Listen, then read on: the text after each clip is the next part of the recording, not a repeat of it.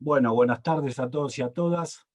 Bienvenidos al segundo encuentro del ciclo Charlas Interuniversitarias, Investigaciones en Ciencias Jurídicas y Económicas, organizado por la carrera de Abogacía de la Universidad Maimónides, con la colaboración de la carrera de Contador y de universidades participantes.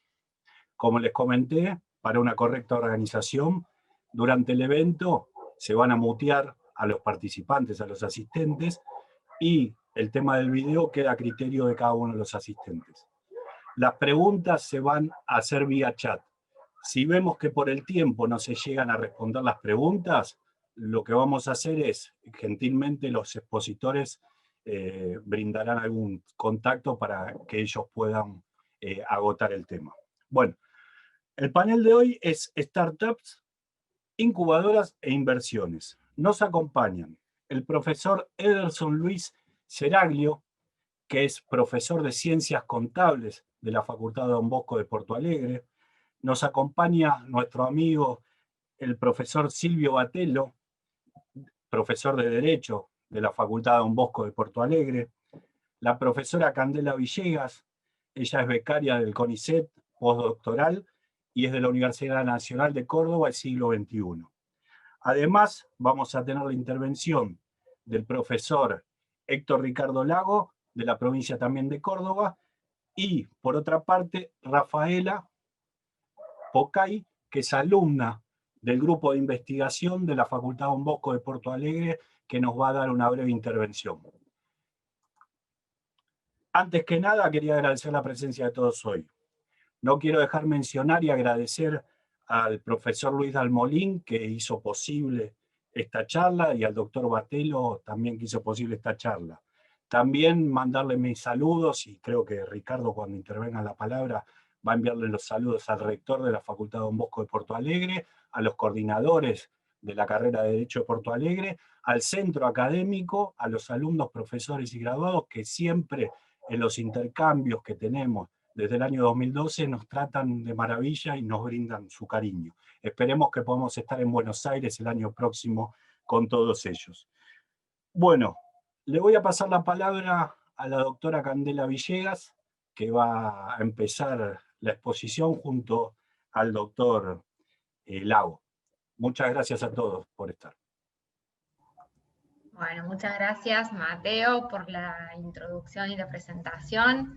Nuevamente extiendo mis agradecimientos tanto a la Universidad Maimónides, que siempre es la casa a la que vamos a participar de los eventos, bueno, y este año no podía dejar de suceder así, y también al doctor Batelo, ya que juntos estamos llevando adelante un proyecto de investigación en la Universidad Siglo XXI sobre el tema que hoy nos convoca. La presentación, como ya les advirtió Mateo, de mi parte, la voy a compartir con el doctor Ricardo Lago, que es parte del proyecto de investigación y es cotutor de la carrera de abogacía de la Universidad Siglo XXI. Así que nos hemos organizado para hacer la ponencia de manera conjunta. No sé si puedo compartir pantalla para la presentación. ¿Sí? Perfecto. Ustedes me dirán cuando lo ven.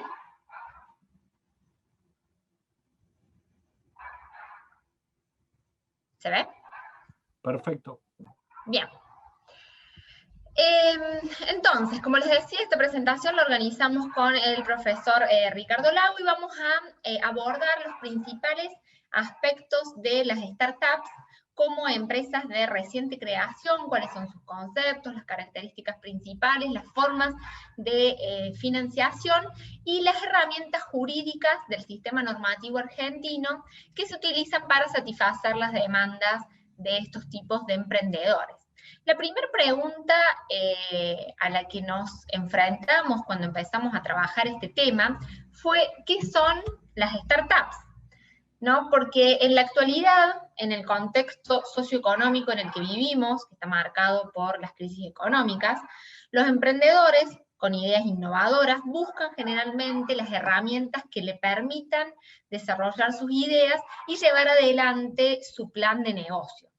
En este escenario es que surge el fenómeno de las startups.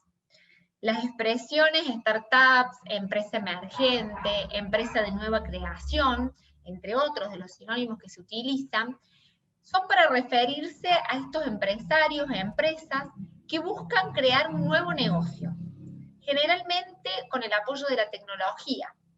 Y se trata de ideas que innovan el mercado y que buscan facilitar procesos complejos independientemente del alcance económico o del público al que vayan dirigidos. El término startup es utilizado para proyectos empresariales que son de reciente creación. Disculpen un segundo, que está el perro. Sí, disculpen.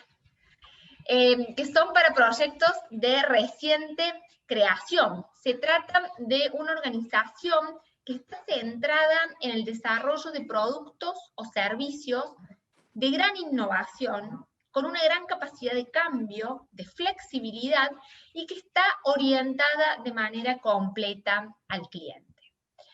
Michael Porter, en el modelo de análisis conocido como el diamante de Porter, señala que más allá de los casos conocidos como Apple, Microsoft, Amazon o Google, han aparecido en los últimos años startups que han revolucionado diferentes sectores y mercados, ¿no? Convirtiéndose en creadores de tendencias y realmente verdaderas empresas globales. Entre ellas podemos destacar las que tenemos en pantalla. Uber nació en el año 2008 y ha ido revolucionando el segmento del transporte de pasajeros urbanos. En la actualidad cuenta con más de 15.000 empleados en todo el mundo y tiene un valor empresarial de unos 50.000 millones de dólares.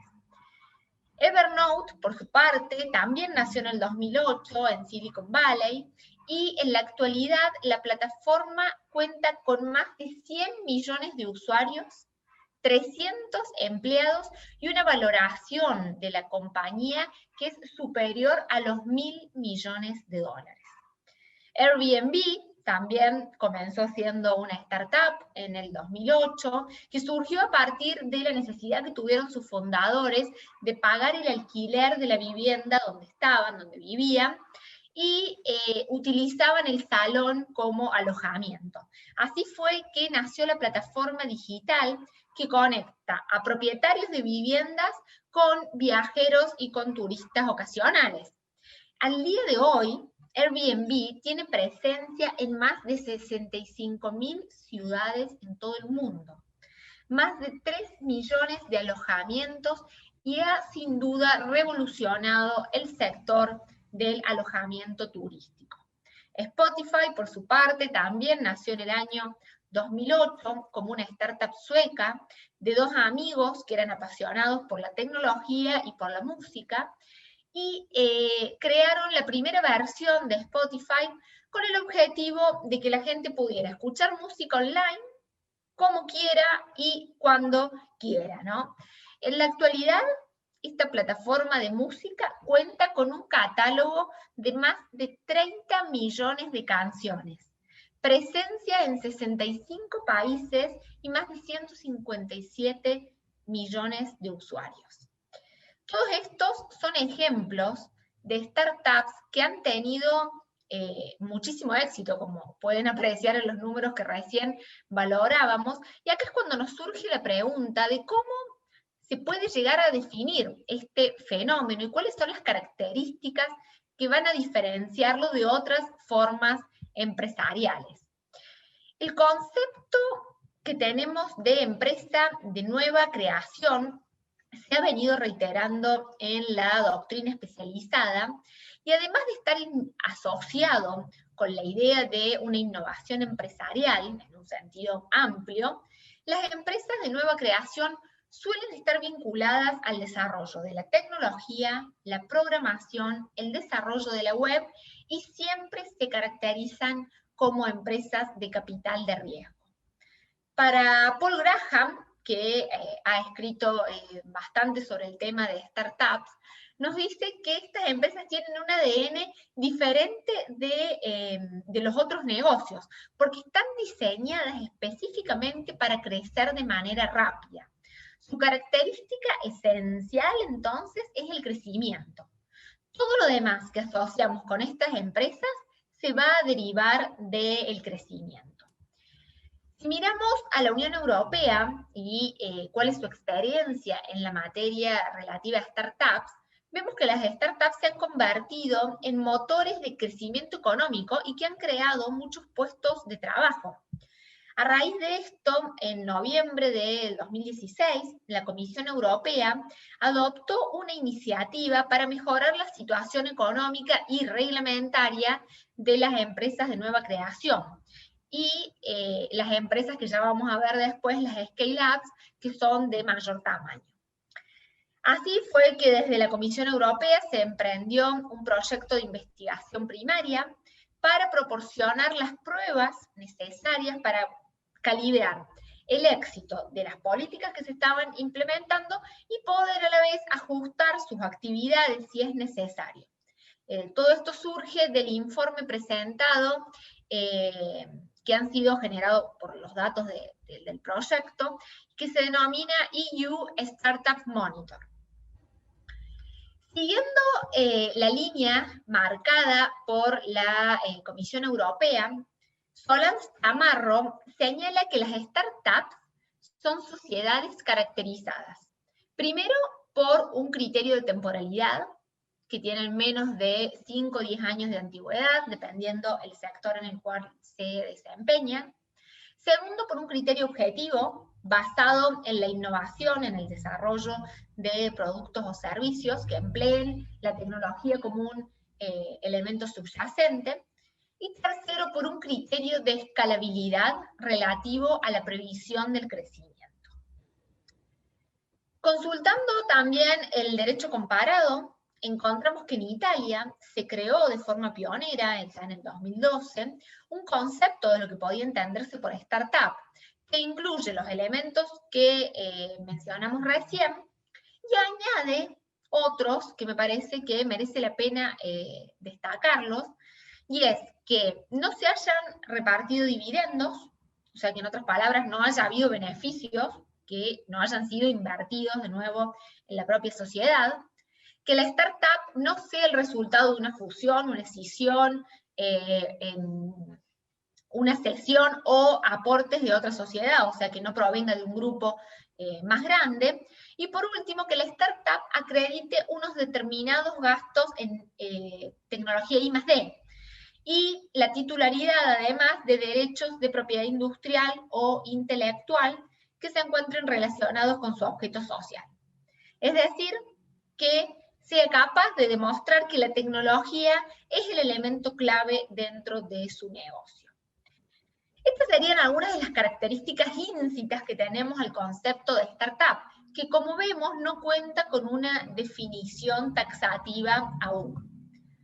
Por otro lado, también es importante resaltar los sectores en los que las startups se destacan. Si pueden ver en pantalla, ahí está, no se me corría la filmina. La mayoría de las empresas proporcionan un producto o servicio en línea. Solo el 0,7% ofrece soluciones fuera de línea, o sea, es ínfima la cantidad. Los sectores como la informática, el desarrollo de software o el software como servicios siguen estando muy bien representados. Ahí podemos ver que es un 19-18% los porcentajes del total de empresas. A la vez, se han ido incorporando y creando nuevas empresas en sectores de tendencia, como ser tecnologías verdes con un 4%, y el sector de las fintech. Dentro de la Unión Europea, geográficamente, podemos ver en el mapa que los mayores centros europeos de creación de empresas se han establecido en Londres, en Berlín, en París, en Copenhague y en Lisboa. Muchas startups son conocidas justamente por tener desde su nacimiento una perspectiva global, es decir, que buscan operar a través de las fronteras, y que en algunos casos buscan incluso abrirse camino en más de un país al iniciar las operaciones. El crecimiento es una parte crucial del ADN de estas empresas y por lo tanto nos sorprende que el 88% de este tipo de empresas, participantes del estudio de EU Startup Monitor, planean internacionalizarse aún más de lo que están en los próximos 12 meses, es decir, en el próximo año. Dentro del concepto actual de startups, hay también cierta confusión cuando se las refiere en contextos como las scale-ups y las pymes, por lo que es importante que en este momento establezcamos algunas diferencias. Esta confusión es habitual y está basada en la similitud que presentan diferentes organizaciones en cuanto al tamaño y a la estructura. Es habitual que nos encontremos con startups con menos de 10 empleados y pymes que tengan un tamaño similar. De esta forma, aunque el tamaño reducido es una característica básica común, de por sí no determina que nos encontremos ante una startup o ante otro tipo de empresa. Son los factores como la antigüedad, el grado de innovación, las posibilidades de crecimiento, la existencia de un modelo de negocio, los que principalmente nos van a marcar la diferencia. Por otra parte, también merece la pena que nos detengamos un instante en el concepto de scale-up, entendido como la evolución de aquellas startups que se encuentran en una fase de maduración del negocio. En este sentido, ya en el año 2007, OCDE se había referido a las scale-up como sociedades que tienen un retorno anualizado medio de al menos el 20% en los últimos 3 años, con al menos 10 empleados en el comienzo de ese periodo. Una de las dudas más frecuentes dentro de lo que es el sistema emprendedor nos la encontramos a la hora de establecer el momento en que una startup deja de serlo, o bien porque encuentra su modelo de negocios disruptivo o innovador, produciéndose un rápido crecimiento, o bien porque se adapta a un modelo de negocio tradicional que ya exista. En el primero de los casos nos referimos a la scale-up, mientras que en el segundo nos referimos a la pyme o a la microempresa, ¿no? Siguiendo estos criterios que han sido descritos por la Comisión Europea. En relación al riesgo, el riesgo es típico de cualquier actividad económica. Y en el ámbito de las startups va adquiriendo nuevas facetas. Y es así como surgen dos figuras jurídicas esenciales. Por un lado tenemos los inversores y por otro lado las instituciones incubadoras. En relación a las inversiones, además de las inversiones que pueden realizar los propios emprendedores, o sea, que salen del bolsillo del propio emprendedor, el mercado en general está cada vez más interesado en este tipo de empresas y existen varias categorías de inversores que se han ido especializando en este tipo de nuevas empresas. En la doctrina se divide las categorías de inversiones según el grado de la inversión que se vaya a realizar y la participación que tenga ese inversor en el negocio.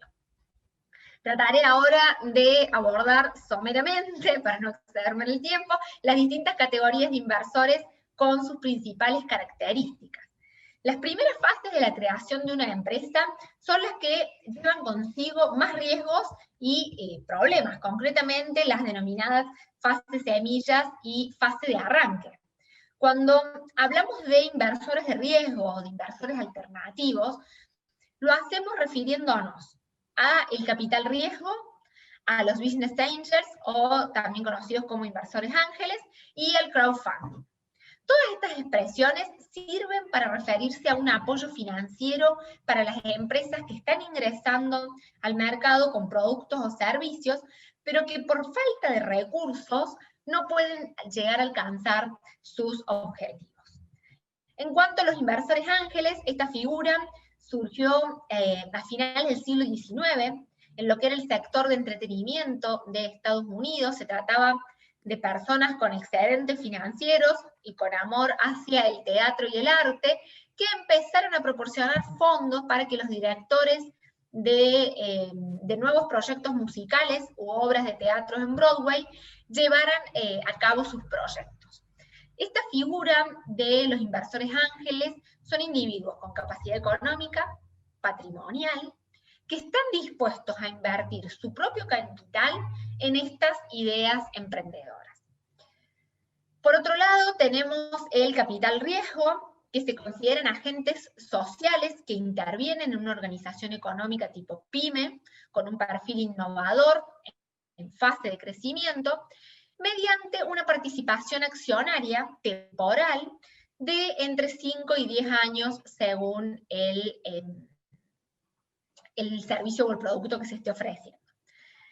En las fases tempranas, los autores Bygrave y Timmons afirman que el capital riesgo desempeñaría una potente palanca de emprendimiento, dadas las grandes dificultades económicas que tienen las startups en un inicio. Y en función del momento de actuación de estos agentes, es que vamos a encontrar dos clases de capital riesgo. Por un lado, el venture capital, y por otro lado, el private equity. El primero es destinado a las primeras fases de desarrollo de las empresas, mientras que el segundo está orientado a la financiación de empresas ya maduras, con una trayectoria consolidada en cuanto a rentabilidad, y se trata de proyectos de mayor envergadura. La actividad que realiza un agente de capital riesgo es a través del aporte de fondos de capital a la empresa, que lo hace de forma temporal y minoritaria, a cambio de una plusvalía sustancial futura.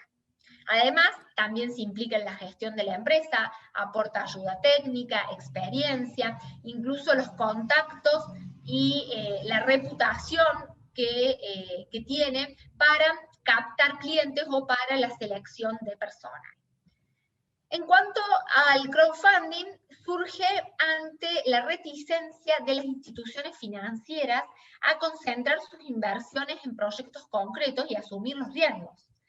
El crowdfunding implica la financiación en masa y se basa en distribuir el riesgo entre un elevado número de aportantes que contribuyen con recursos en una cuantía que está relativamente reducida, ¿no? Se trata de proyectos empresariales que están sujetos a restricciones financieras, que utilizan sobre todo Internet, habitualmente redes sociales, para captar recursos financieros directamente de grandes comunidades de personas, es decir, financiación colectiva o en masa vía Internet. Podemos encontrar 4 modelos.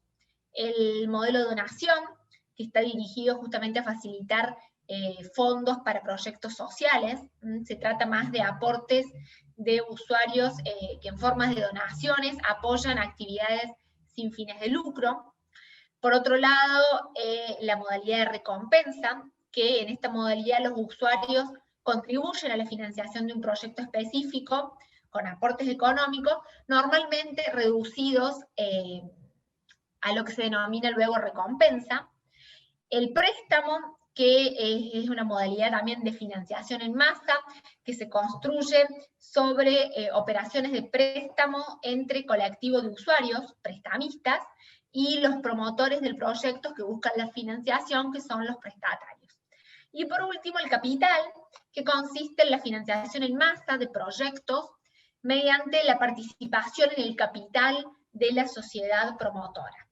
Así, la contribución recibida se trata como aporte de capital y el aportante se convierte en socio de la sociedad promotora, ¿no? Con el derecho a participar en las condiciones legales y estatutarias, con derecho a los beneficios, etc. Por último, la última de las figuras, que era la que habíamos visto junto con los inversores, es la de las incubadoras. Las incubadoras son instituciones públicas o privadas que ayudan al desarrollo de las startups. Normalmente se insertan o se las vinculan a universidades o a centros de investigación y tecnología, como medios para mejorar la transferencia de conocimientos y tecnología a los sectores productivos. El profesor Bruno Haas dos Santos informa que además del espacio físico, las incubadoras le ofrecen a las empresas otros beneficios, como apoyo técnico, gestión, formación del emprendedor, etc.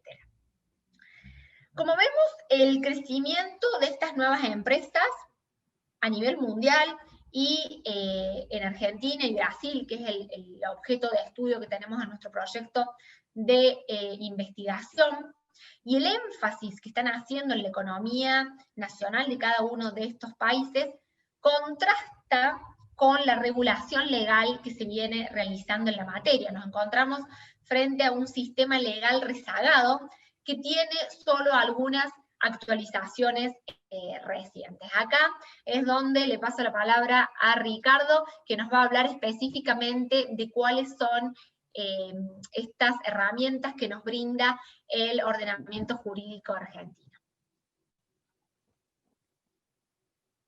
Bueno, agradezco a la universidad, a las autoridades del evento por la invitación y por supuesto a Candela y Silvio por siempre estar invitándome cuando son convocados. Continuando con lo ya expresado por Candela, lo mío va a ser una visión, como decía ella, más local. Desde nuestra opinión en Argentina, el vehículo idóneo para las startups en este momento son las sociedades por acciones simplificadas o SAS.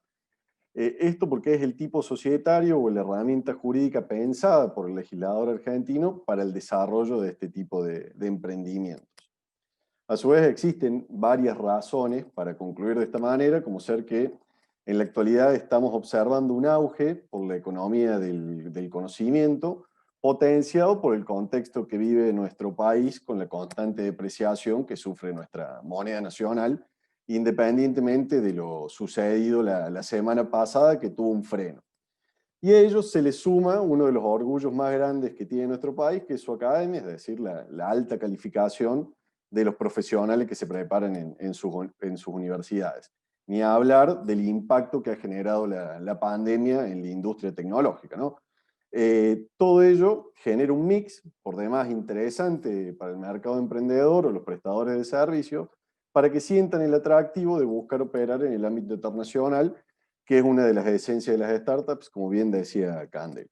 Porque de operar en mercados extranjeros, además, los pagos de sus servicios los recibirían en una moneda fuerte, o más fuerte que la nuestra, sus ingresos no estarán atados a la posibilidad de perder poder adquisitivo de manera constante, y al tener el egresado argentino de un importante prestigio internacional, le facilita obtener trabajos en el extranjero.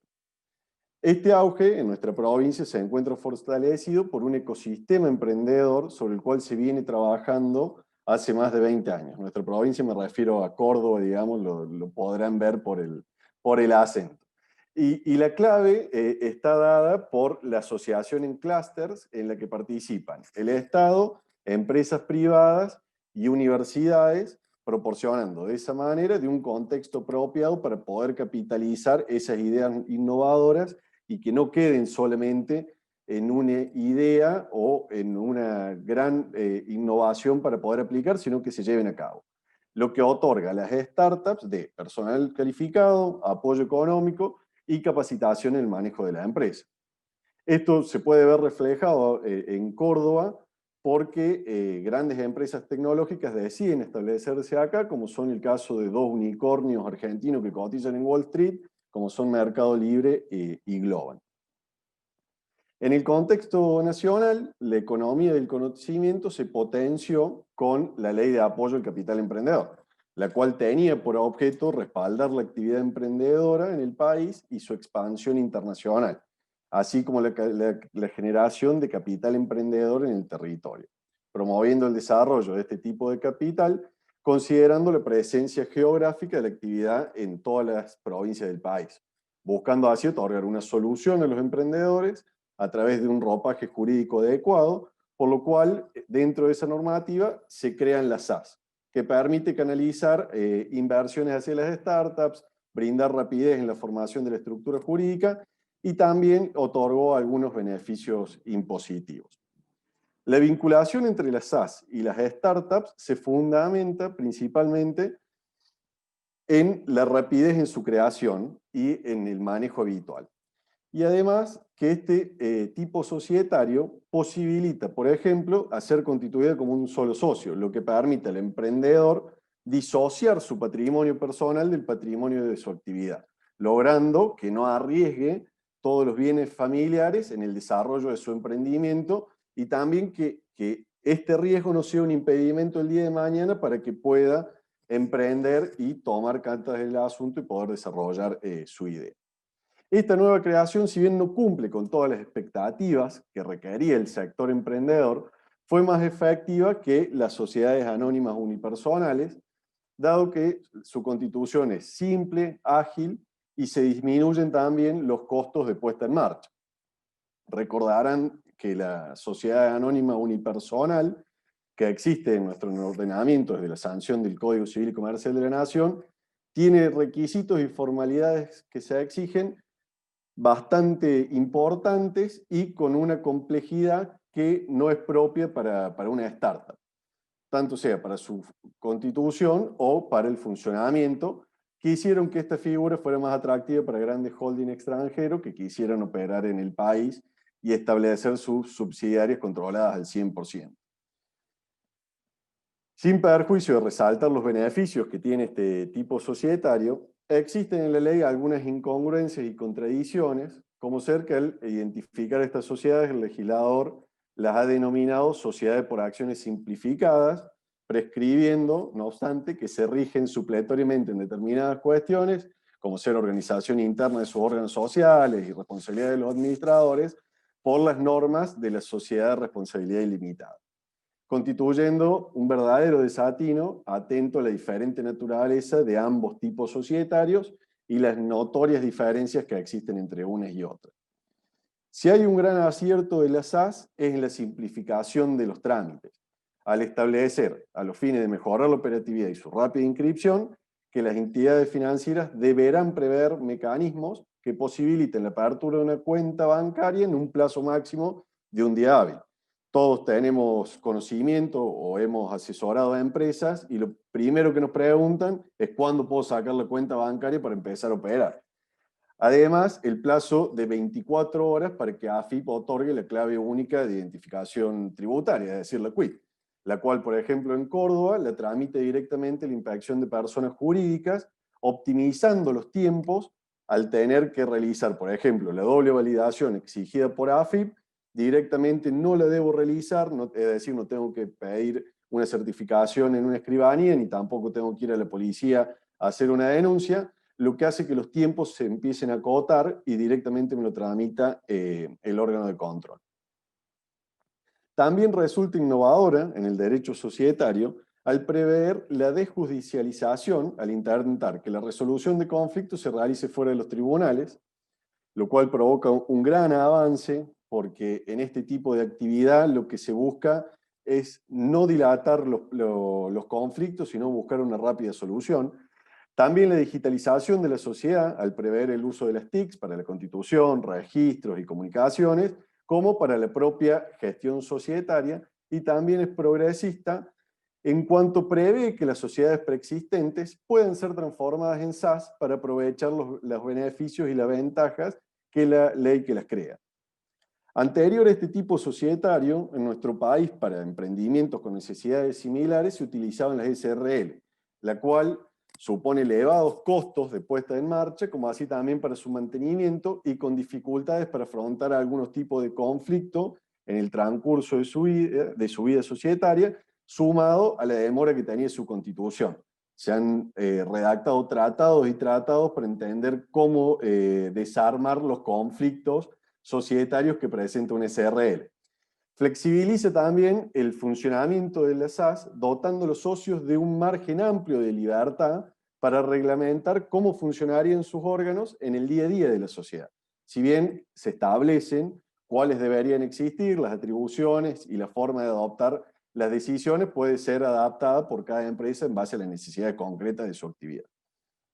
En cambio, esto ya empezamos a meternos en un terreno medio frondoso, hay otras entidades que no son tan adeptas a la SAS como es el caso de la Inspección General de Justicia, que desde comienzo de año ha introducido una serie de modificaciones que, según sus fundamentos, apuntan en teoría a brindar seguridad jurídica en determinadas cuestiones, especialmente sensibles para el acreedor y terceros interesados o para el propio Estado. Entre lo que se pueden mencionar, la necesidad de publicar la tenencia accionaria de cada socio en los aumentos o modificaciones de capital que se realicen, la obligación de sus miembros de contar con firma digital, la prohibición de que su objeto social verse sobre inversiones y aporte de capital a personas humanas, el plazo de duración de 20 años, entre otras cuestiones que ha ido complejizando, burocratizando, si se quiere, el organismo de fiscalización, que intenta, según su propia narrativa, lograr un mayor control y evitar el uso indebido de este nuevo tipo societario,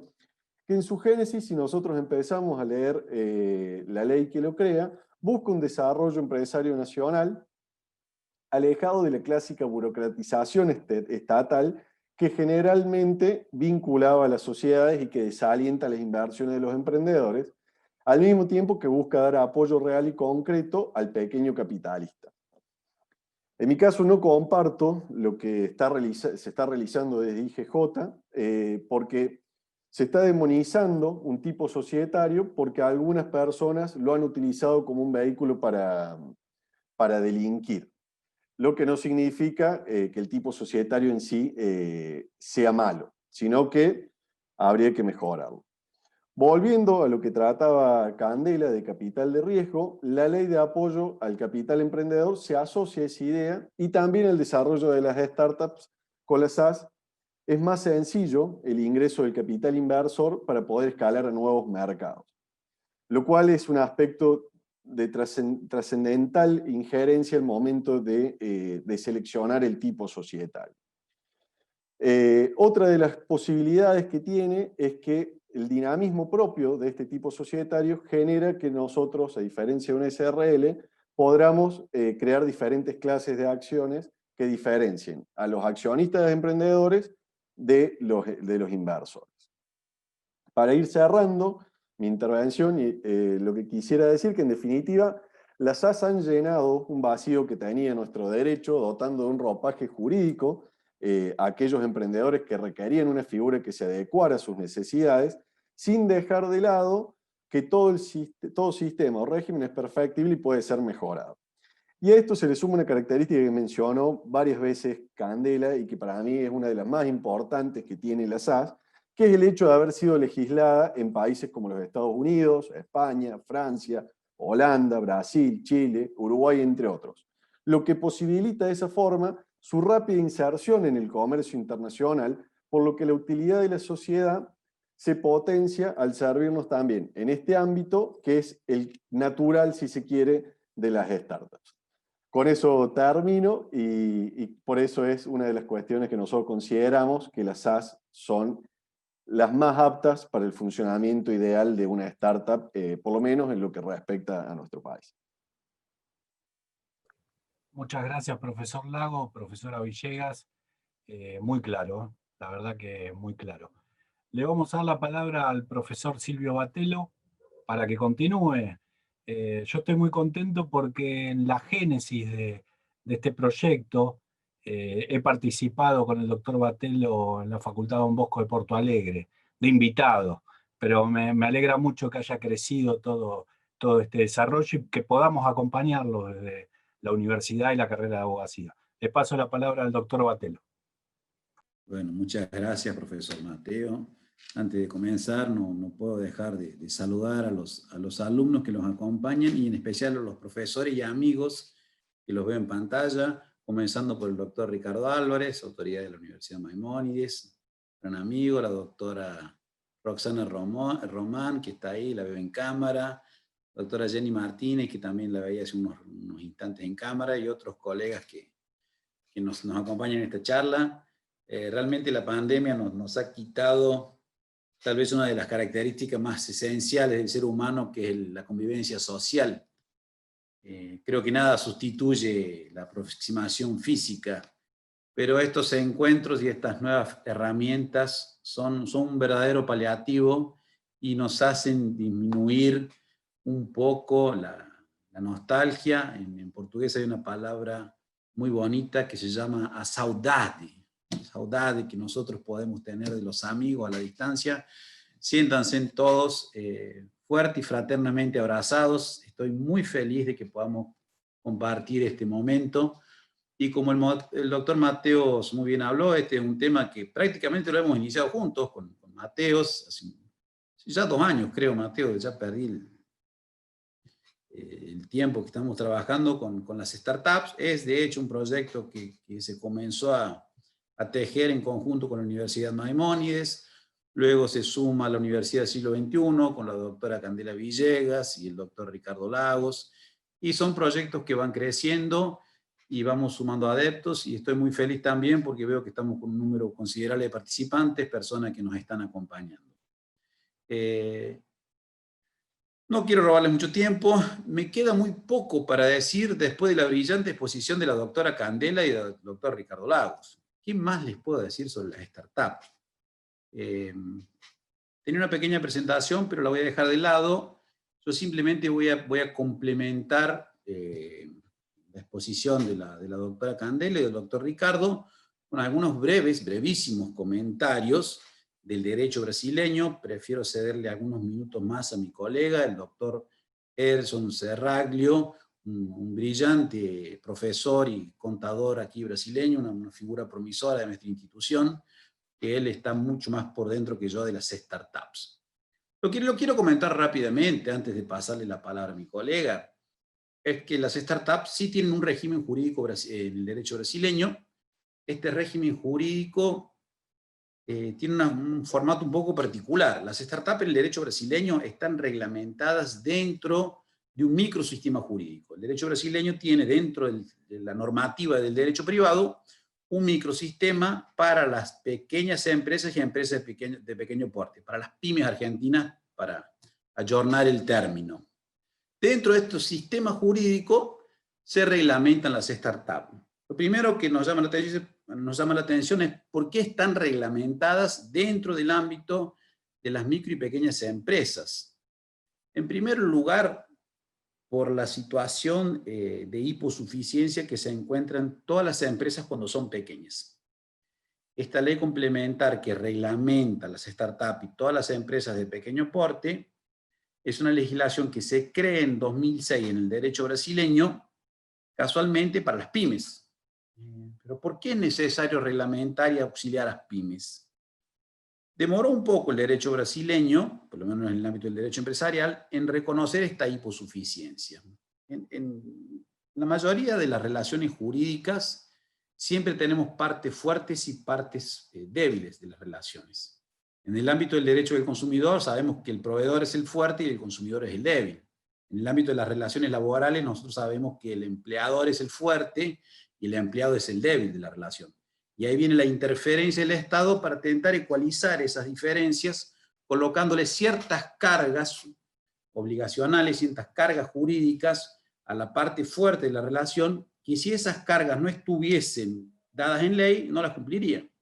¿Por qué motivo el empleador paga vacaciones, paga aguinaldo, paga licencia maternidad, etcétera, etcétera, etcétera? ¿Porque quiere? No, porque la ley manda.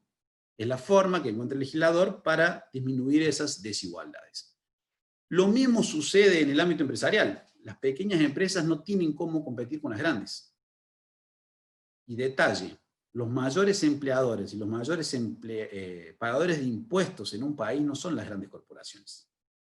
Porque las grandes corporaciones tienen abogados brillantes como el doctor Ricardo Lago, como la doctora Candela Villegas o como el doctor Mateos, que les ayudan a pagar la menor cantidad de impuestos posibles. Los grandes pagadores de impuestos, es verdad, Mateo, los grandes pagadores de impuestos son los pequeños. Entonces estas leyes vienen a tutelar a los pequeños. Y es en este ámbito jurídico que se reglamentan las startups. La primera reglamentación que viene en las startups, o mejor, cuando se crea esta ley para las micro y pequeñas empresas en el 2006, las startups no estaban a la orden del día. Si bien ya existían en Europa y en Estados Unidos, en el derecho latinoamericano la bibliografía en aquel momento era prácticamente inexistente. La reglamentación de las startups viene mucho tiempo después, solo 10 años después, en 2016, viene la primera reglamentación de las startups, que es en relación a la figura de los inversores. ¿Por qué eso? Porque estas startups, estas ideas geniales, estas ideas innovadoras, solamente pueden ser llevadas adelante con plata. Y es muy difícil sacar una idea del papel sin alguien que acredite en el proyecto y financie el proyecto. Como la doctora Villegas muy bien explicó, las inversiones pueden ser del propio emprendedor o, con el pasar de los años, se han desarrollado una serie de figuras que permiten el alavancamiento de este tipo de proyectos. Y en esta ley complementar, en este estatuto de las pequeñas y medianas empresas en Brasil, es que surge la figura de los inversores ángeles, de aquellas personas que van a alavancar ideas, permitiendo lo que se denominan contratos de participación. La primera referencia que nosotros tenemos en el derecho brasileño de las startups es a través de la figura de la protección del inversor. Se protege al inversor permitiendo que se inviertan en pequeñas empresas de esta forma, en empresas de startups, garantizándole de que si hay algún problema en ese proyecto, ustedes saben que estos proyectos, muchos no llegan a buen término, las ideas son geniales, pero no llegan al final esperado, esta ley les garantiza a los inversores que los riesgos del emprendimiento corren por cuenta del emprendedor. Porque uno de los principales entraves, uno de los principales problemas que había con las startups, y la figura del inversor, era que si yo invertí en una startup, me tornaba socio y como socio corría el riesgo de problemas fiscales o problemas laborales. Corría el riesgo de una acción laboral o una acción fiscal. Eso muchas veces frenaba la figura del inversor. A partir del 2016 se altera esta ley complementar, se agrega un artículo, el 61A, un artículo enorme, donde le da al inversor muchas garantías jurídicas para que él no sufra las consecuencias nefastas del insuceso empresarial.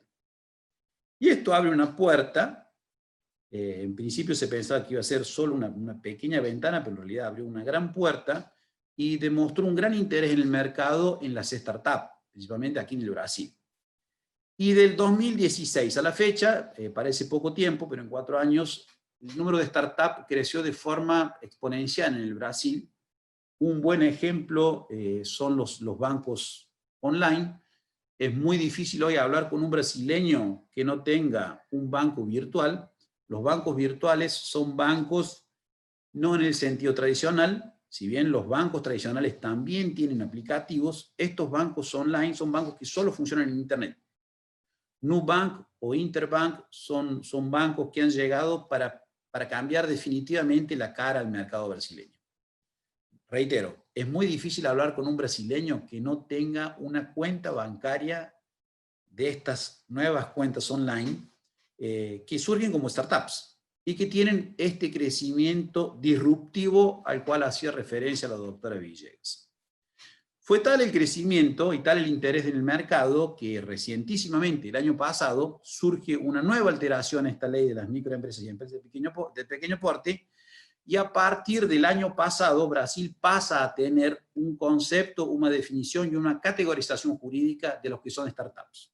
Se agrega el artículo 65A a esta ley de microempresas y empresas de pequeño porte y se pasa a hacer referencia legislativa a la figura de las startups a través de la idea de la innovación.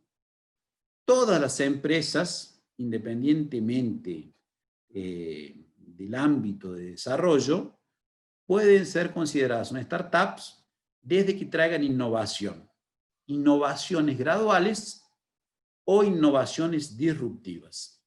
La palabra llave en el derecho brasileño es la figura de la innovación. En este ámbito de la innovación y de las startups, hay dos elementos claves para el desarrollo. El primero de ellos son las incubadoras, porque es difícil que estas empresas, aunque tengan inversores, puedan desarrollarse por sí mismas, necesitan de una figura casi paternal, alguien que que las asiste en los primeros pasos de su vida, y esto lo hacen las startups. Nos está acompañando ahora la investigadora de la Facultad Don Bosco, Rafaela Pocay. Ella está trabajando con nosotros, con la doctora Candelas y también con el doctor Mateos, en el ámbito de estas incubadoras. La Universidad Don Bosco de Porto Alegre actualmente está llevando a cabo un proyecto de investigación sobre estas incubadoras. Doctora Rafaela, buenas noches. ¿Nos podrías comentar un pouco, poderíamos comentar um pouquinho sobre o teu projeto de pesquisa? Podemos.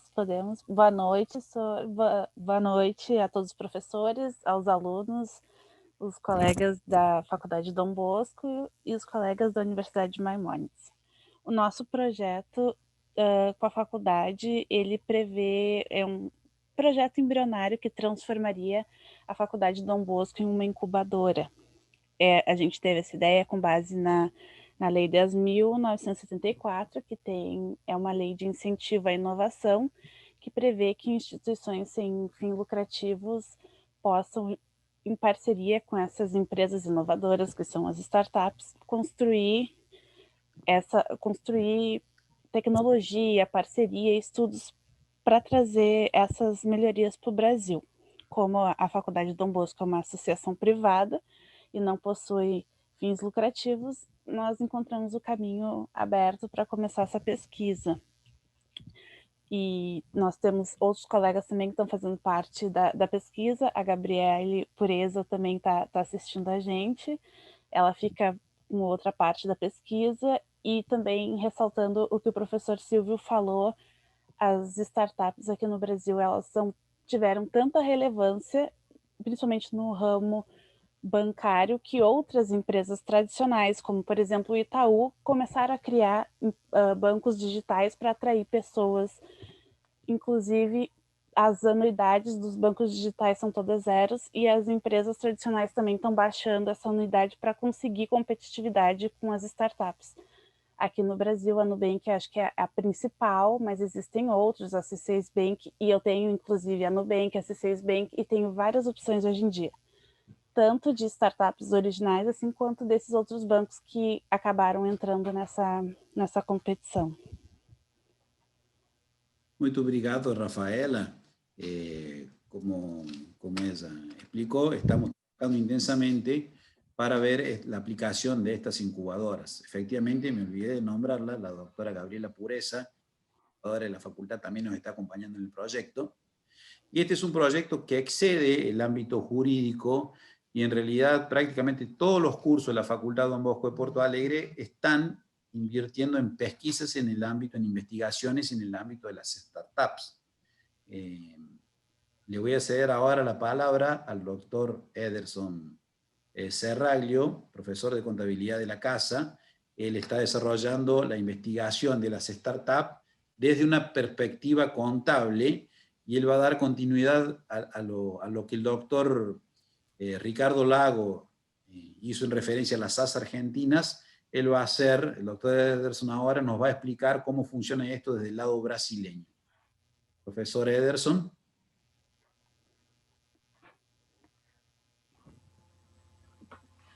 Muito obrigado, doutor Silvio. Boa noite a todos. Quero dar o meu agradecimento aqui ao doutor Silvio pelo convite e quero estender esse agradecimento ao Luiz Dalmolin, coordenador do curso de Ciências Contábeis, que me incumbiu dessa missão de estar aqui participando nessa noite junto com todos. O meu agradecimento ao convite, o meu grande abraço ao Mateus e estendo a todos os demais colegas aqui presentes, aos alunos participantes da universidade e da faculdade aqui da Dom Bosco. Eu gostaria de compartilhar aqui a tela com vocês.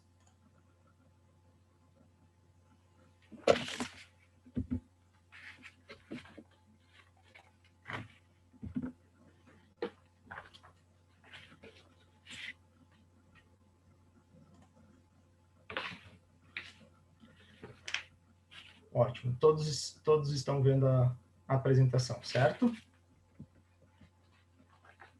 Ótimo, então eu preparei uma breve apresentação para o nosso painel de hoje. Falando um pouquinho antes de iniciar o conteúdo e a apresentação, eu quero falar um pouquinho sobre mim. Eu sou professor da Faculdade Dom Bosco, ministro de disciplinas do curso de Ciências Contábeis.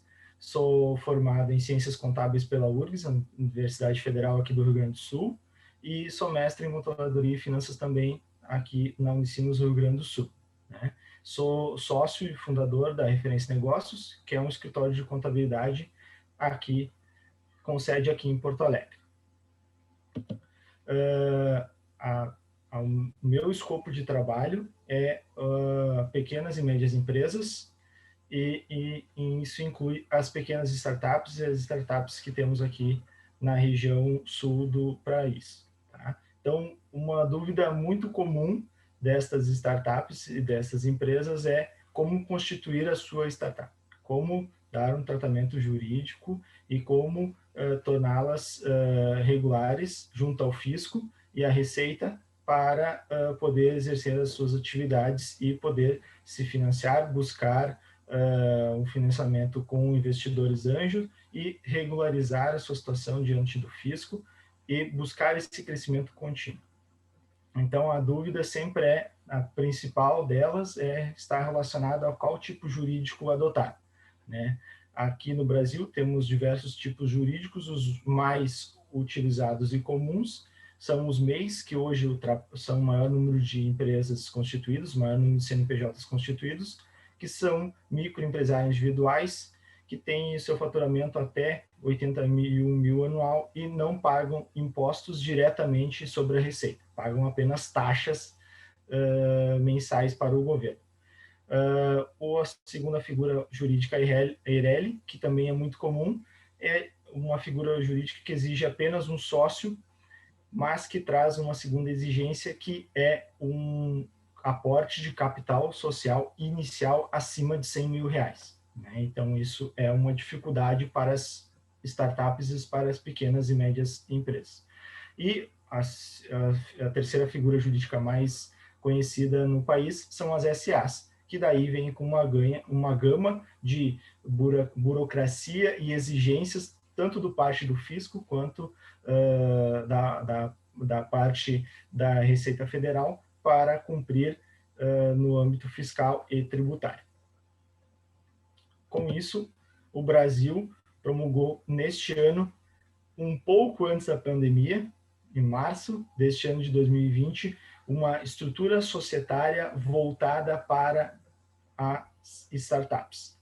Então, as startups ganharam uma estrutura societária direcionada para elas, chamada Inova Simples. Então, a lei que o Dr. Silvio comentou aqui conosco, ela foi adaptada, foi criada uma nova lei complementar para esta lei e incluiu-se, então, o Inova Simples, que tem a finalidade de conceder, então, a estas startups um tratamento diferenciado para a criação, formalização, desenvolvimento, crescimento e para que os avanços tecnológicos e a geração de renda no Brasil aconteça. Vou apresentar, então, para vocês as principais características dessa nova figura jurídica criada exatamente para as startups. Lógico que o principal item necessário para que ocorra é o espírito disruptivo e o espírito inovador que o negócio, que o produto ou o serviço tenha que trazer para a sociedade brasileira ou para a sociedade como um mundo todo, no mundo todo, caso a ideia da startup seja proliferar, então, para todos os países. Dentre as principais características, vantagens e desvantagens aqui da startup, uma delas é a abertura e fechamento de forma simplificada através do RedeSim. RedeSim é um sistema interligado em que todos os entes federativos, todos os pequenos estados e todos os municípios são interligados a um único órgão que faz a constituição e que dá liberação do nosso CNPJ, do nosso número de CNPJ, permitindo aquela empresa a operar. Então, a abertura e o fechamento passaram a ser digitalmente feitos através desse RedeSim, através desse sistema interligado de todos os municípios de todo o Brasil. Isso permite que uma startup constitua obtenha o seu CNPJ, constitua sua empresa em menos de 24 horas. Basta ter os documentos de forma organizada, apresentar estes documentos de forma digital, através de formulários eletrônicos, e assim obter o seu CNPJ para começar a operar as suas atividades. Esta lei também permitiu que os endereços fiscais fossem dentro de instituições de ensino, como é o caso da Faculdade Dom Bosco, de incubadoras, aceleradoras e coworkings, né? Então, o objetivo do nosso projeto ali como faculdade é permitir que os alunos e que empresas busquem a faculdade para se tornar seu endereço fiscal, produzirem inovação e crescimento à nossa cidade, ao nosso estado e ao nosso país. Isso foi também permitido pela lei, regularizado através do Inova Simples. Esta lei do Inova Simples também permitiu a comercialização do serviço ou do produto, né, a venda de um produto ou a prestação de um serviço, no limite de até 81 mil anual, isso dá por volta de 6.750 mensais, sem a contribuição, sem o pagamento de tributos ao governo. Então, essa é uma espécie de teste para a startup, então permite que ela faça o seu experimento, coloque o seu produto, seu serviço no mercado, teste, obtenha receitas com esse teste de até 81 mil e, por isso, não a obrigue a entrar num regime tributário, escolher um outro regime tributário aqui no país e que acabe onerando ainda mais o seu negócio e talvez inviabilizando o crescimento e a prospecção do negócio. Outras características que também o projeto de lei Inova Simples trouxe é que ele pode receber capital proveniente de titulares, investidores, como o caso dos investidores anjo, e inclusive de investidores domiciliados no exterior. Isso não estava regulamentado antes. O investimento, o aporte, né, de capital exterior no Brasil, ele é regulamentado por outras leis e dificultava muito e pequenas e médias empresas, e principalmente as startups, buscassem esse investimento estrangeiro para o seu negócio, para não só prospectar um crescimento aqui no Brasil, mas para buscar um crescimento mundial. Isso, antes do Inova Simples, era permitido, é permitido, mas com muitos entraves e com muita burocracia e com muita exigência por parte do fisco brasileiro para que esse dinheiro entre e seja aportado nas instituições. A abertura do CNPJ, a constituição dessa startup, através do RedeSim, permite que essa empresa, então, busque linhas de crédito, tanto público quanto privado. Então, aqui no Brasil, a gente tem diversas instituições públicas, diversas faculdades que promovem editais com liberação de crédito e com financiamento para inovação tecnológica. Então, sem um CNPJ, sem uma regulamentação, o projeto não tinha sequência e ele não podia ter acesso a esse dinheiro público, a essa linha de crédito para crescimento e para expansão, tanto no Brasil quanto no exterior. Demais características. Estes recursos que são advindos das instituições públicas, privadas e do exterior, de titulares ou não, eles não constituem renda, eles não constituem receita para as empresas aqui do Brasil, para a startup do Inova Simples. Então, não há obrigação de tributar este recebimento como receita da empresa, como renda da empresa, da startup. Mas estes recursos, eles devem ser exclusivamente utilizados no custeio do projeto, no lançamento, na projeção, no crescimento da empresa, diretamente relacionado com o projeto da startup, com o produto ou com o serviço que essa startup procura desenvolver da sua existência. E uma das maiores facilidades que este projeto trouxe às startups é o registro da marca no INPI. O INPI é o nosso Instituto Nacional de Registro de Patentes, né, e do registro das marcas aqui no Brasil, e ele é um órgão que, além de ser custoso registrar uma marca, ele é muito burocrático e moroso, né? Então, o projeto do Inova Simples incluiu no mesmo momento em que se faz a constituição da empresa através do REDSIM, há uma informação e um envio de dados para o INPI, e esse processo é automaticamente iniciado na constituição da empresa. Isso diminui e reduz muito a burocracia do órgão, que o órgão INPI é um órgão muito burocrático, muito lento, então isso diminuiu muito o tempo para registro de uma marca e, lógico, o tempo para crescimento, captação de recursos por essa startup.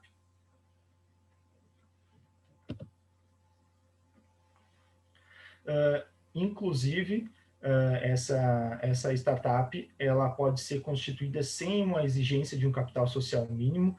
Algumas outras figuras jurídicas que temos aqui no país, elas exigem o capital social mínimo, como é o caso da Eireli.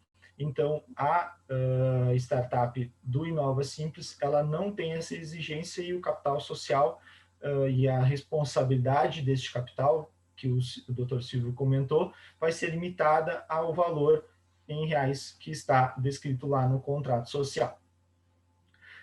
Uma das grandes novidades que este projeto trouxe para o Brasil foi que, na eventualidade dessa startup, desta empresa ser constituída, não desenvolver, não obter sucesso, não obter êxito no seu trabalho, no seu projeto, ela pode ser baixada através do REDSIM, ela pode ser encerrada através do REDSIM, sem nenhum problema, sem nenhum custo.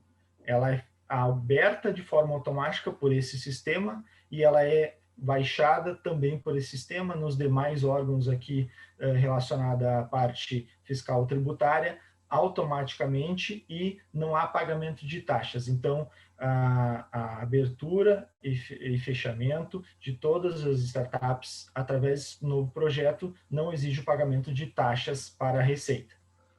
Inclusive, não existe o pagamento da taxa do INPI, que é deveras bem cara aqui no país. Existem, por conta disso, algumas exigências, né? Uma das principais é a integralização do capital social em moeda corrente, através de transferências bancárias ou aportes numa conta bancária, mas não exige-se, como eu comentei, um valor de capital mínimo, um valor mínimo de capital social, mas se exige que o valor escolhido pelos sócios, escolhido pela instituição empresa, deve ser integralizado no ato de constituição da empresa.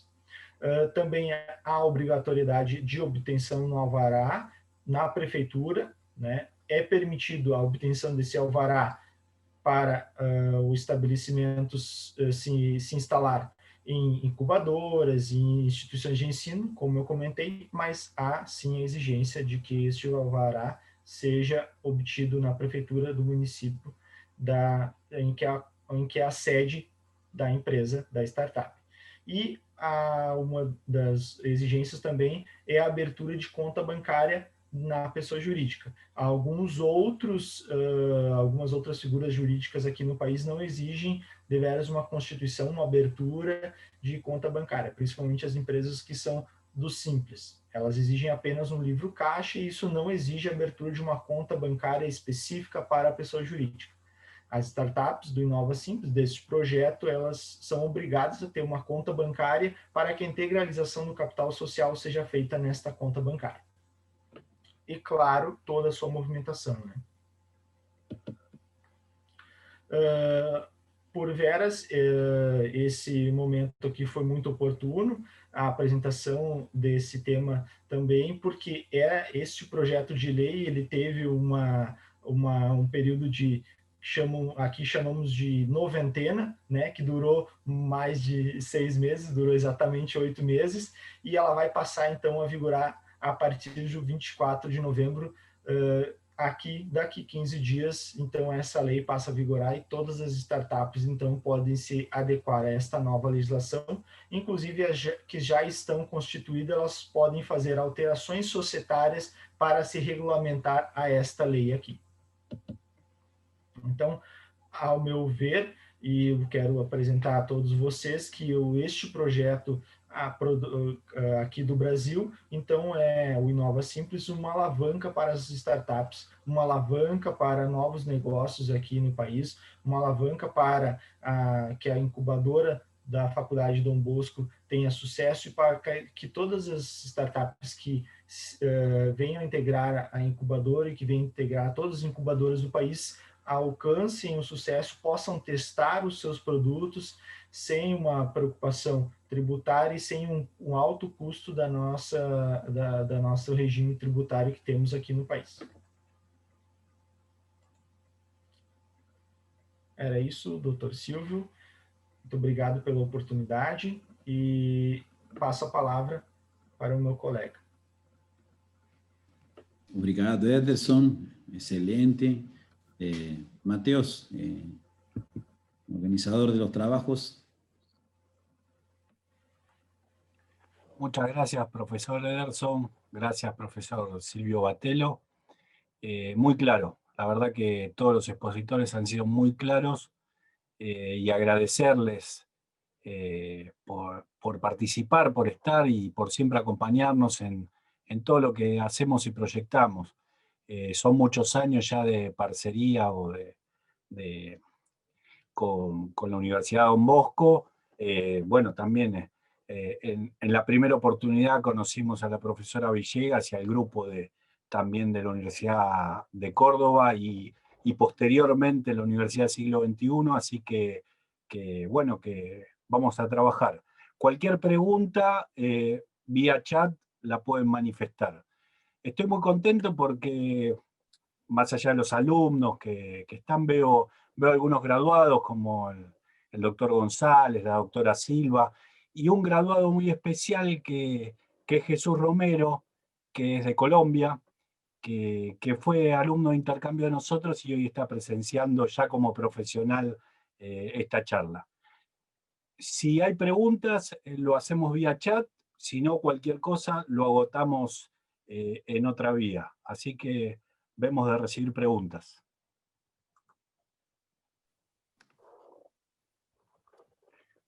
Le paso la palabra entonces a